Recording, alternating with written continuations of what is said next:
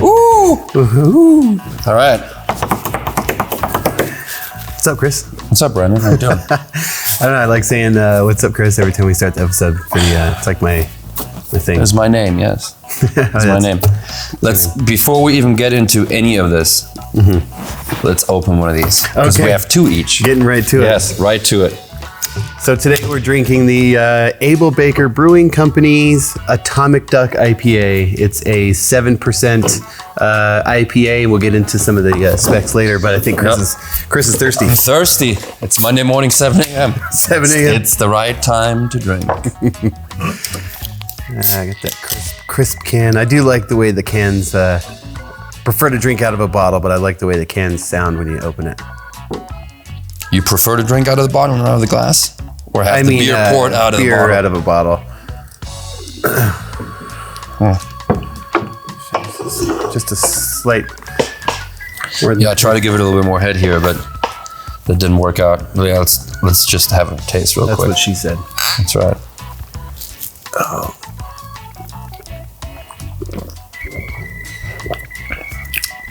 Okay. Let's talk about some news. Okay. Beer news, drunk news, happy hoppy news. Hop news, hop report, whatever it might be. I like that, the hop report, that's pretty good. The hop report. I found an article that was pretty interesting. It's when, by the way, are you finding these articles? Like, this is a mystery. You know, about 5 minutes before we start the episode. Okay, so you gotta be honest here. No, today I actually found this one a couple days ago because I was looking for some interesting news, and this is from about a month ago, actually 1 month ago today. So some people probably out there have already heard it. Headline is Drake's Brewing Company to acquire Bear Republic assets per report. I actually saw a different headline, can't find it now, but it was more compelling. But the meat and potatoes is California craft breweries Bear Republic Brewing and Drake's Brewing will merge, according to reports. And what I think it is, well, here in the transaction, which is expected to be announced on Thursday, a month ago, Drake's will acquire Bear Republic's formulas, recipes, and intellectual property. Production of Bear Republic's portfolio will shift to Drake's San Leandro, California-based brewery in the next few months. Bear Republic Brewery is not included in the deal. Looks like it's a very, seems to be a very collaborative, you know, kind of like not a hostile takeover, just a nice merge. There's some admired... I've never been to Drake's. I have been to Bear Republic in Harrisburg, I think. Yeah, Bear Republic Brewing Company, quite a bit farther north than San Francisco. I'm not sure how many hours it is, maybe 1.5. Close-ish to Santa Rosa. San Leandro is in the Bay Area as well. I do believe so. A couple of Bay Area-ish breweries, Northern California, merging together. But and you can buy it here in Nevada, obviously. Yeah. Yes. Yeah. Drake's is pretty sizable. Yeah, definitely sizable. I think there's numbers in here. According to the Brewers Association in 2021, Bear Republic's volume declined 15% down to 36,827 barrels. So close to Russian River at 40,000. Drake's volume on the same year increased to 29,700 barrels, so around the same capacity. Drake's being the smaller brewery in brewing capacity. I thought Drake's was actually bigger. That's crazy in terms of production. Well, now they're definitely bigger. Now they're doubling their capacity. They're taking care of all the brewing operation, right? That year, the combined volume was 70,214 barrels. I take that back because they're only acquiring the intellectual property and assets, recipes. But didn't you say they're taking over the brewery is not included? But didn't you say they're brewing Bear Republic now at the Drake's location? Isn't that what you just said? Yes, they're going to brew it at the Drake's location, but their capacity probably won't increase. I mean, maybe I don't understand. It's a smaller brewery, though. Like, why would they move production? We don't know. Give us a call. We'll give you half of the news. Call in. Call Bear Republic. Or Bear Republic or Drake's. Give us a call and give us some insight on this, but doesn't have too much information. Tell me one more time. What's the fucking place called? Not Harrisburg, obviously. Healdsburg. Healdsburg. Yeah. It's definitely, I don't know. Definitely looks like maybe a German name. I don't know. I have not been there, full transparency. I have not been there since pre-COVID, I think. So maybe it's the amount of beer I consume changed the name in my head. I don't know. It seems to be that Bear Republic is still going to brew Bear Republic beer, but they're Rich Norgrove. They're moving some of the production out. It just says, I'm missing here. The Bear Republic co-owner Rich Norgrove told SiliconValley.com, quote, "Joining forces with Drake's will allow us to bring our beers to even more customers, and we're excited to be a part of the Drake's family." So more distribution. So they're way more distribution. Their, potential capacity. Yeah, interesting. Okay. That's good news for people who want to obtain Bear Republic beer in other states, right? It's good news. It is good news. One of my favorite beers is the... with the merger, Drake's plans to introduce Bear Republic's offerings to new markets, first with a focus on the flagship, one of my favorites, Racer 5 IPAs, and alongside by the way, the Racer 5 IPA accounts for 92% of Bear Republic's volume. That's crazy. That is crazy. And that's their single IPA, correct? Single IPA. They have a double IPA version. What is that called? It's called Racer 7, and it's a newish sort of... I thought they already had it. They had it. I feel like I've seen it, but maybe they have another. I've been there again. It's been a while. I don't buy Bear Republic too often anymore. So many options, but really good stuff. I used to go there 3-4 years in a row. Good food too. Oh wow. Bear Republic was founded in 1995 by Rich and Tammy Norgrove and Rich's parents, Richard and Sandy Norgrove. Go Rich. Yeah. And go Sandy. Drake's, let's see. Roger Lind founded Drake's as Lind's Brewing in San Leandro in 1989, according to the company's website. He sold the brewery to a local coffee company in 1998, which operated for a decade before selling it to the current owners, Martin and Kirkorian, Dr. Kirkorian. But we're not featuring Bear Republic today. We're not. But we mention them, yes. And Drake's, we talk about Drake's another day. Yeah. Yes, we like you, Bear Republic. Yeah. Sponsor next episode. Oh, I worked out a couple of days ago, so if I look a little nimbly. It is heavy. It is heavier than you think. I can't even reach my... It was like this. Oh. I spent a lot of time working out, as you may or may not recall. It's been many years for me, and now I don't recall. Sore AF. I do not recall. I don't recall myself working out either. So, good news for Bear Republic fans: more distribution. That's good. Yeah. You had one more article. Something else. You want to talk something that Jesse McCloskey mentioned to you? Yeah, Jesse threw over a... Nevada news, right? Nevada news. So Nevada Beverage Passport. Yeah, Jesse McCloskey found this and sent it over to us to read here. Nobody knows who Jesse is, by the way. We've mentioned him almost every episode, so...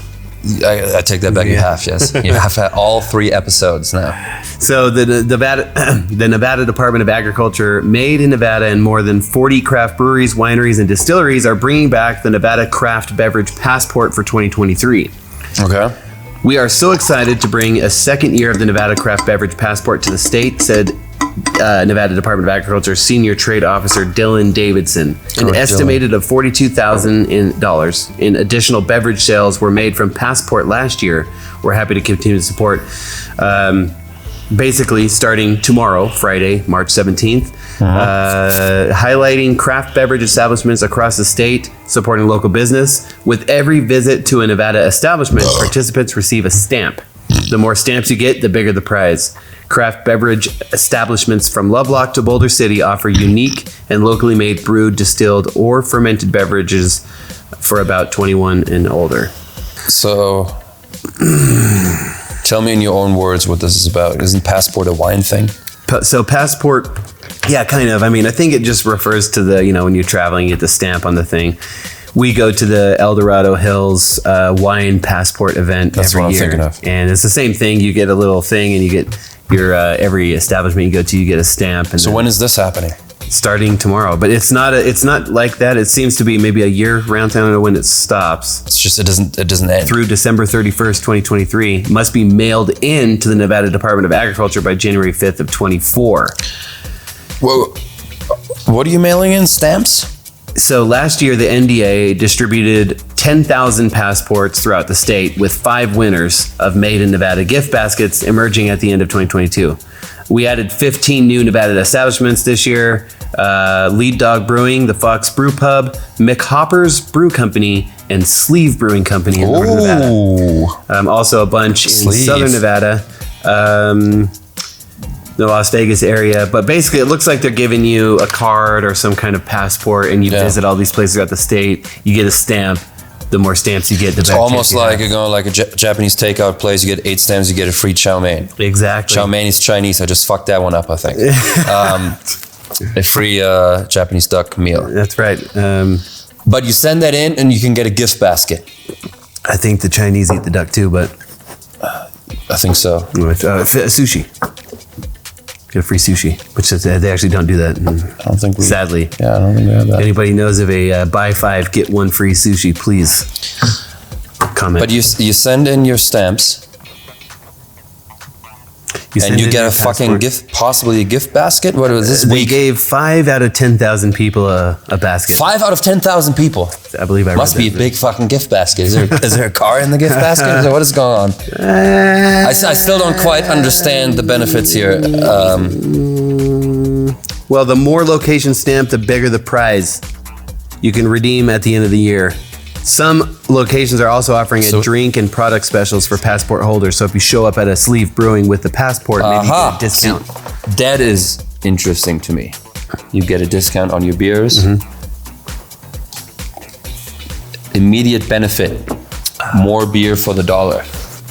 Now I'm interested. Yeah. How do I get that fucking passport? So according to the website, you can download it right from the Nevada Department of Agricultural website, or you can go to one of the participating locations and they should have it on there. And then how do you get that stamp?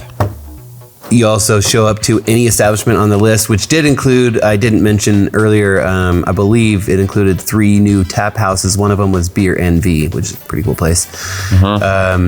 But you show up at a participating location, get a passport, or show up to a location with the passport, and they'll give you a stamp once you're drinking and thinking. But it's a digital stamp. It's you could do a digital version or a printable version with a physical stamp. So you get free shit. You get free shit, up to $150 of free shit. I think the 5 out of 10,000 people get the $150 gift basket. Yes, what's in that gift basket? You got to spend $350 at all the breweries combined to get your ticket, but then you could win $150. That makes sense to me. It wasn't the actual math. Yeah. But yeah, pretty cool. Maybe we could do a beer circuit if we hit every station in Nevada. We'd have to make a trip to Vegas, but well, talking about Vegas, what a God damn it! What do they call those things? What are they? Segue. What a segue! What a great way to bring it up. Yes. Able Baker Brewing Company, located. Able fucking Baker. I've seen this beer in stores before. I don't think I've ever had Able Baker beer. What is their most popular beer? Let's find out. What is Able Baker's most popular beer? By the way, we called a very nice lady. You called the brewery in Vegas, right? Yes, I did. Out of Vegas, and we asked them, where do you distribute to? Where do you sell your beers? And she said only in Vegas and Reno. Right. You know, next time we're in Vegas, I would not mind going to this place. Yeah, how many barrels? Founded when? Give me some stuff.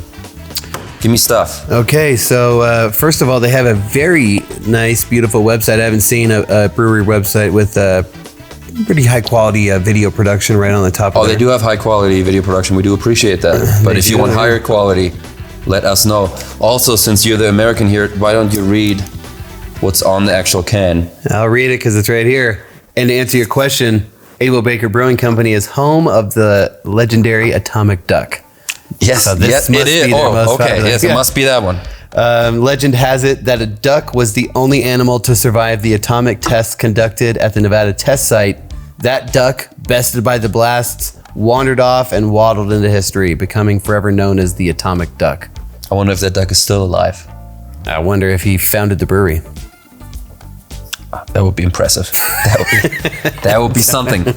No, I wonder if, that would be something. You always think about those situations like on the Teenage Mutant Ninja Turtles, and he gets the ooze, and then they turn into like giant creatures or whatever. I wonder if that happened. There was a duck on the Ninja Turtles? No, but what if? I'd be like Master Splinter, Master Duckbill. So there's an old duck in the underground that's 120 years old. In the sewers of Las Vegas, teaching karate to other animals. Could be, is a possibility. Yeah. It's a possibility. What was your favorite character from Ninja Turtles? Raphael is the one with the red. Yes. The red headband, right? Okay, right on, dude. Yeah, Raphael, man. It's red as my color. Yes.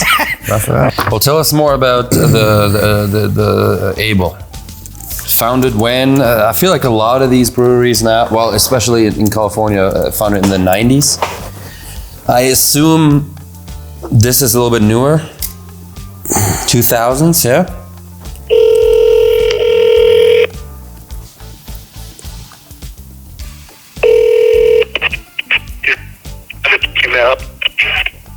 Hey, quick question for you. How long have you guys been around for, and how many barrels do you guys brew on a yearly basis? We've been around since 2016. As far as a daily barrel brew, I'm not sure of the number of that. Okay. We have 15 barrel system. Good enough. Thank you so much. Hey, man, no problem. All right. See you soon, man. All right. See you soon. Maybe we will see them soon. 15 barrel system, you said? I agree. Somebody can do the math. And 2016, so fairly newish. Well, I said 7 years now, but yeah, it looks like it's hard for me to find any information on their brewing capacity, so no ill will to that phone attendant there, but 15 barrel system. 15 barrel system, yeah, I found it in 2016. I found an additional article on the Able Baker Brewing, named for the first 2 atomic bombs to be exploded in the Nevada test site in the 1950s. This brewery was one of the first to open in the Arts District of Las Vegas. Known for its iconic duck logo and mythological story of how a duck was the only animal to survive the atomic blasts, it has also distinguished itself as one of the most popular local breweries, with the Atomic Duck IPA and Chris Kale Impaled Ale, named for the Five Finger Death Punch bassist, always pouring in the tap room as well as from handles at restaurants and bars throughout Southern Nevada. I do have... So it is their bestseller. It's the most rated beer on Untapped, I would assume. Yes? Yes, Untapped ratings over here. Untapped, some of our favorite friends, untappd.com. Atomic Duck, yes. Able Baker Brewing Company is an American IPA, 7% ABV, 88 IBUs. Very scary. It's a bad number in Germany. 14,063 ratings, and it averages 3.76. That's pretty decent. I gotta say, pretty good beer. I mean, I definitely don't mind it. I could drink this. I already drank mine. Heavily. Drank mine. Ready. Well, I was reading. That's true. What do you think about it? Well, I think I need to refresh my memory. Yeah, let's pop in. Ooh. Let's put this back here. While we're pouring these beers, I'll remind everybody to please be responsible when you're drinking. No operating motor vehicles. Yes. No drinking and driving. Yes. And also please abstain until you're of age, 21 or older here in the United States. On their website at ablebakerbrewing.com, it explains the Atomic Duck IPA is a strong hop character backed up by a mild but noticeable malt backbone. Dry hopped with a creative blend of hops designed to yield notes of citrus, tropical fruit, and pine. This beer is named after our mascot and brand ambassador, the Atomic Duck. So no, they did very withholding on their information. Doesn't say anything about almost too cartoony for me. Well, I'm like, if I looked at it, I don't know anything about him, and if I looked at the can on the shelf, I'm like, well, I don't know, maybe it's too, I don't know. I am a sucker for cartoonish marketing. I bought it actually because of the label. I don't know if you want to get a close up here on this, but it was attractive enough for me to want to grab it. Yeah, I mean, I can see that, I guess. At least once, right? But no, I'll buy it again, you know. Jesse, come here real quick. See if you can smell any of this. I can smell what? If you can smell this beer, we don't smell much on this. There's not much to smell. Get that shit right here. See if you can smell like any of this. Drinkability. It's very, very subtle here. I'll tell you that. It smells like beer for sure. Okay. Got it. It is the real deal. All right. Should we get there? You go. Get some Jesse. Yeah, all right. That was Jesse McCloskey. That was Jesse. First time on camera. I'm still trying to figure out the drinkability, like how to define that exactly. And we looked that up. I really think drinkability for me, how I rate it. Well, I defined it myself already, but. Well, my drinkability is if you're on a summer day, you just mowed your lawn, you're done, you waited about 20 minutes after you mowed your lawn, you're sitting down. Why 20 minutes? Just because you had to put the lawnmower away and fucking shit. I'll leave that shit. No, I don't put it away right away. You would drink anything right after. But 20 minutes after you're ready for settling into your afternoon, how many would you drink at that point? That's the drinkability rating. Well, it depends if I had, how much did I have to drink before I mowed the lawn? Because I usually drink while I mow my lawn. That could be the title of the video. I'm going with you wake up hungover, you're irritated, you gotta mow your lawn. Oh. You wake up. Oh, I don't do that. Begrudgingly get your lawnmower out. You do mow it.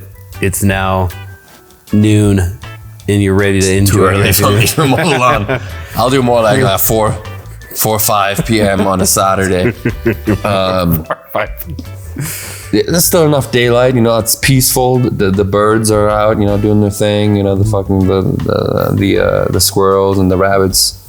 They're fucking lizards. back You got in there. lizards. Lizards. You I got got one of lizards. the nicest backyards of anybody I know. Oh, thanks. But you have some lizards. Because I mow my lawn at 5 p.m. on a Saturday. That's why. That's why. I don't put my lawnmower away. I have a drink, cold one, to motivate myself to just complete the lawn mowing experience. Open it, drink some, 2 rounds, because it takes me about 6 rounds, so back and forth, which every week you're supposed to start on the other side. So you're going one way and then you go the other way, just letting you know. I open it, I'll pause. It gives me an excuse to pause, empty out the lawnmower, usually 2 or 3 times, depending how tall it is. Oh, damn. Yeah.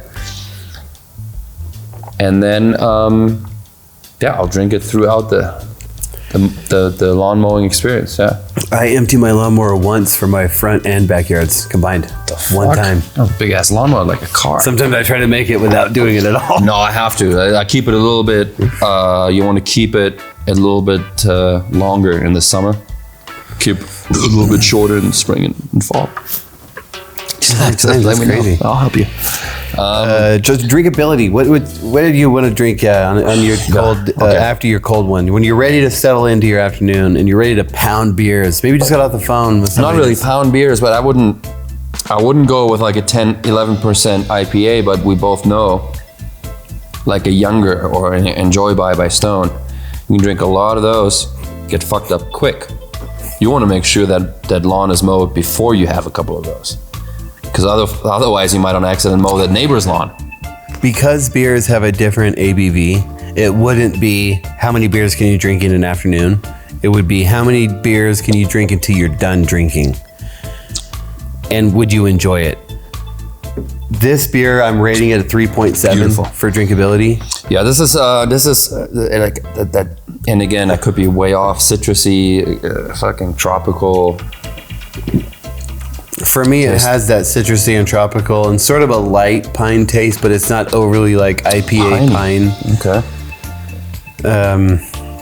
No, this is a fucking great beer, in my opinion. 3.7 drinkability. Yeah, I say drinkability. Let's say 3.5. Right on, It's dude. good for me, right?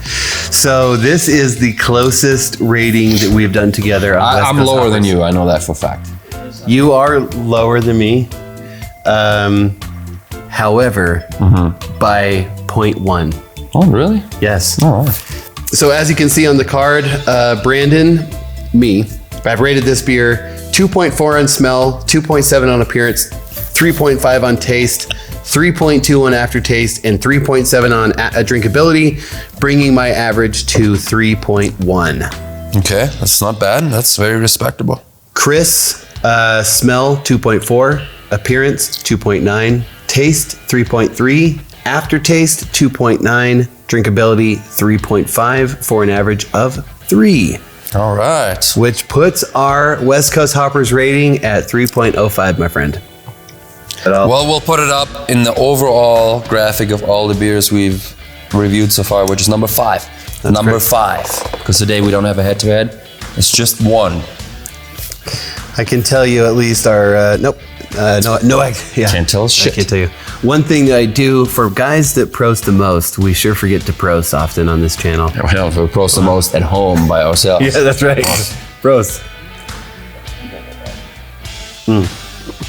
Okay. That's a damn good beer. I honestly, I'm glad you rated it 3.5. I was at 3.7 on the drinkability. No, I would drink this all night. Very approachable. It is it's like the neighbor that offers you chocolate. You know, like you move in and the neighbor comes out and like, hey, you know, I like this chocolate. Here, Yeah. I'll give you some chocolate. Yeah. This is the neighbor that offers you that chocolate. Let me ask you a question. Does it depend on what the neighbor looks like? Or would you accept the chocolate the same? Do you judge a book by its cover, essentially? If they bring me chocolate? Yeah, I mean, what if it was, do you eat the chocolate no matter who it comes from, or is it? Yeah, I think so. Okay. If it's from a Belgian or a German, then most likely will probably enjoy it much more. So what do you think people would like to see on this channel? People who actually know what they're talking about when it comes to beer, probably. At least a guest once in a while that knows what they're talking about. I mean, we try. Yeah, we try. I mean, what people really want to see on the channel? Yeah, what do you think? I mean, based on people that review beers online that have a huge following, we gotta get bigger tits. We will by drinking more beer. We gotta put some pasties on. Tell the camera I do like the beer and show off.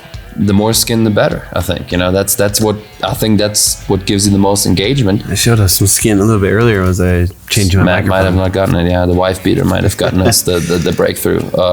If you keep doing this, then at one point I'll show my tits. But for the right amount of engagement. Let me get 14 likes on this video. 14? Oh my fucking god, dude!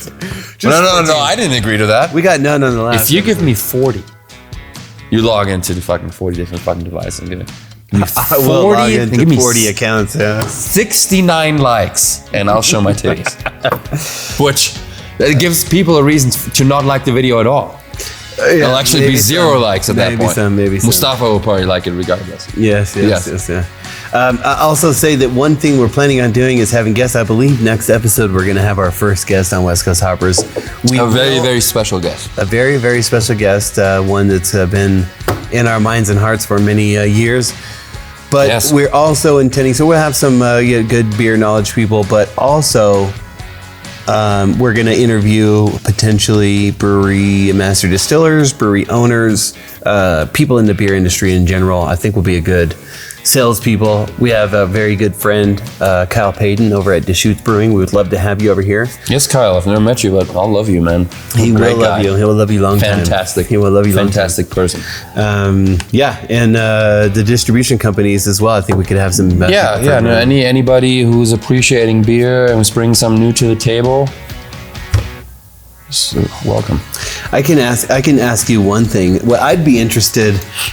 One of the things I'm most interested about, even though I've known you for years, is what's the first time you had a beer? What's your first beer? Rewind back to when you were 3 years old. 4, 5, 6 years old. My shit. My grandpa used to give me little shot glasses of beer. I was trying. damn it. But realistically, you don't really like the taste of like a Pilsner or a lager even like until you're, 11, 12, something like that. Because it's too bitter. It's like Your palate. perfect. Don't drink and drive. Wait till you're 21. Your palate's not refined enough for an ale until you're 11. 11 is where the magic happens. For disclosure, Chris is not from the United States. We didn't. The drinking age in Germany is 9.5. Do not drink here until you're 20. Don't even try it. Holy shit! The drinking age is 9.5. 16. Dude. Okay, all right. Like, damn, dude. With consent, I think at the time, beer was 14. Okay, without consent, you go in there, you buy your own shit. It's 16. Yeah. 9.5. You really bought that? I bought it. I crazy. checked out and everything. He's probably gonna cut that shit I out have too. a Make him look like a fool. I will say that same thing here. I was in an Italian family, and my family believed in wine. Wine, more wine. 12, wine, more wine. But if you were 12 and older, Grappa. no grappa. But 12 and older, you could have wine at the table. 12. Why 12? Not a glass. Why 12? It was just you could you could shoot a gun at 12. Make children at 12. You can make children at 12. We don't advise that, but No. We're gonna get in all kinds of legal trouble here. I couldn't. It has to be one of the big breweries, the Warsteiner, Krombacher, whatever the fuck. Yeah. You don't remember the first 12 ounce or the first pint? So many. There were so many first ones. So many first. The very first. I couldn't. Here, I think it's more of a. What do you call that? More of a a special occasion in your life when you go out the first time and you order. Well, there's a difference, right? When you order your first beer legally, or in many cases illegally with a fake ID here in the U.S. That's true. Typically for most college kids, fucking Coors Light, Bud Light, Miller Light, right? We don't condone that behavior. We don't like it. Unless you want to sponsor the episode, we'd love it. But in Germany, it's more like just water and bread. It's like regular. I started going out to little get-togethers and festivals and little fairs around town. And typically, when you're around 12, 13 or so, you gather and you order beer there, no ID, no problem, right? Like Pilsner, Lager, Heffe, whatever, Kolsch style beers. And you just get fucked up.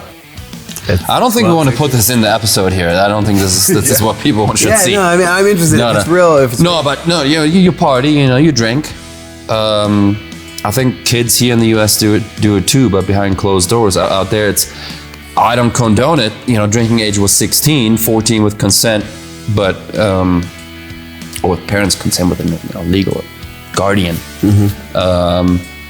But nobody ever ID'd you. I think it's probably changed. Liquor is 18, beer is 16 if you go to the grocery store or anywhere, a liquor store, and buy some beer. But when I was 13, 14, nobody fucking ID'd me. Nobody. You go to these gatherings, nobody gives a fuck. And yes, I got fucked up. Stupid shit. I did stupid shit.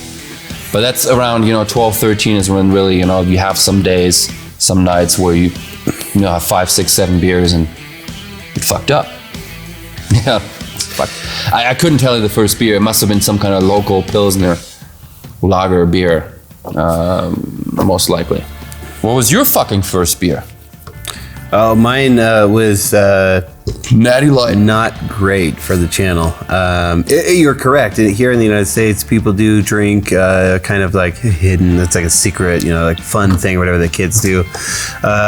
Definitely was in the group of kids that grew up without alcohol until I was about 16. I think I was 16. Your dad is not going to watch this, is he? He'll probably see it someday. One day. Actually, my dad don't know about this, but my dad brewed beer my whole life, as I mentioned before. But he went out of town one day with my mom. Mm-hmm. They went somewhere, way out of town, and I had my friends over. Yeah. Matt Beach and Casey Riley, and we went to. I worked at Scolari's. That's out of completely full name, address, all of it. Yeah, it's my blood type. So I think we bought a 6-pack of Smirnoff Ice malt beverage. Oh, and I asked you about your first beer. This is not going in a good direction. Okay, I can redeem it a little bit, but a 6-pack of Smirnoff and a 6-pack of Zima. You remember Zima from back in the day? Zima, we climbed up on top of my house and had the first ever experience of alcohol. Pretty much, I mean, drinking a couple of 12-ounce. What about the first beer? Newcastle. Could be much worse. Yeah, brown ale. Much worse. Yes. Yeah. Yes. And I fucking hated it. It was terrible. Oh. Just down the street from my parents' house, we were at a party, and these older kids were, "Hey, ever played darts?" And I was like, "Nah, I never played darts." Got playing a darts game, and if you lose, you had to slam a beer, and I had to slam a Newcastle. And as a 16-year-old, I mean, it was brutal. I mean, it was terrible. I don't throw up. I have a pretty strong stomach, but that was the grossest thing I ever tasted in my entire life. I thought I would never like beer. No. I haven't thrown up now in a long time, but yeah, Newcastle was my first beer. But I will always say Zima was my very first. Fucking Zima. There's a reason why they made fun of Zima in the Beer Fest movie. Fucking Zima and Smirnoff Ice. Ooh, I can't even imitate the German accent. Yeah. That's U.S. kids in the. Have you watched Beer Fest, Matt? You should fucking watch it. It is a good movie. I've watched it 3 times and I still haven't seen it. I've watched it way more than that. I've watched it way more. Even though it's a different episode. Yeah. All right. Well, I'm done. Shit, you're always faster than me. I would rock these episodes like 2 hours if I could. 2 beers, 2 hours. I like being. I would be very unhappy, man. I'll be fucked up after 2 hours. I'm like 8 beers in. I'm under the table at this point. Yeah. But I'm feeling these now. Again, Lord. Uber, Lyft home. Call your friends. Call your mom. Call your dad. You never know when it's too late. Call them and tell them you love them. Very dark. It's very dark. Sometimes I'm drinking, I get a little bit down. No. Just make it home safe. Yeah. Make it home safe. Any news? I mean, any more news? Let's start over the episode again. Matt, you're gonna be here till 8:30 p.m. Tipsy news. Tipsy. This is getting tipsy. All right. No, any events or anything coming up that we're wanting to get out? One event specifically, our good friend Brandon Benbrook. I call him Penbrook, but that's not his name anymore. Yo, B. He's probably not going to watch this whole thing to the end, so he's never going to know. We'll find out. Comment, bro. If you've seen this all the way to the end, comment. Yeah. Yes, please. By the way, it's taking me way too long. While Chris looks it up, please, if you made it this far, follow us on Instagram. All the social media handles are at West Coast Hoppers. You can also find information, merch, and other news on westcoasthoppers.tv. I know we're probably hopefully going to attend an event before June 10th, but the biggest little invitational, again, it's local. Is it? I'm sorry. Must be. Biggest little, yeah. Yeah, has to be. Saturday, June 10th, 23, 5 p.m. Reserve your spot. Yes? No? That's going to be a good month because the next weekend, June 16th and 17th, is the 26th annual Barbecue, Brews, and Blues Festival. I'm just going to tell my mom to reschedule her flights because there's too many brewing festivals going on here. I mean, we can do whatever. We don't need to go to all of them, but... Yeah, perfect. Well, what do we say? We say it was great meeting you and holding your attention for 87 minutes, however long this is going to be. It's going to be a 2-hour episode. Mustafa and Matt are going to watch it all the way to the end. I have to take a shit. I'm going to have to shit here pretty soon. I'm going to sweat a little bit. Like a bead of sweat is coming down. You better don't take that shit out. You better don't edit that shit out. You better add that shit. It was the beer talking. If somebody makes it to the end, they deserve to know when Brennan has to take a shit. That's what I'm saying. Yes, all right. Well, you don't have any beer to prost with, but I sure don't. Is it bad luck? It is, yeah. Let's not do that. Okay, well. Let's not do that. And